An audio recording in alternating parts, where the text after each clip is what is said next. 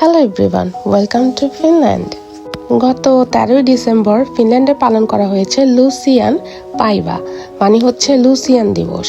তো এই দিবসটি কেন পালন করা হয়? কারণ ফিনল্যান্ডে হচ্ছে আশা ও আলোর প্রতীক হিসাবে। কারণ হচ্ছে শীতকালে ফিনল্যান্ডের দিন খুব ছোট হয় আর অন্ধকার হয়। এই অন্ধকার সময় আলো আর শান্তির বার্তা দিতে লুসিয়ান ডে পালন করা হয়। সাদা পোশাক পরা একটি মেয়ে লুসিয়া হিসাবে নির্বাচিত হয়। তার মাথায় থাকে মোমবাতির মুকুট।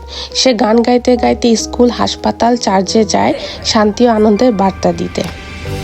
তো এখানে দেখতে পাচ্ছেন, এখানে হচ্ছে এই দিবসটি হেলসিঙ্কিতে পালন করা হয়েছে খুব জাঁকজমকভাবে। তো এটা হচ্ছে মূলত একটা সুইডিশ ঐতিহ্য। আর ফিনল্যান্ডের সুইডিশ ভাষাভাষী মানুষ আছে। শীতের অন্ধকারে মানসিকভাবে মানুষকে ভালো অনুভব করাতে সাহায্য করে, কারণ অনেকেই ডিপ্রেশনে চলে যায়, এত পরিমাণ অন্ধকার থাকে আমাদের ফিনল্যান্ডে। তো সংক্ষেপে বললে লুসিয়ান পাইভা মানে হচ্ছে অন্ধকারের মাঝে আলোর উৎসব। ভিডিওটি কেমন লেগেছে অবশ্যই জানাবেন। এরকম নতুন নতুন ভিডিও দেখতে অবশ্যই সাবস্ক্রাইব করতে ভুলবেন না। Bye bye.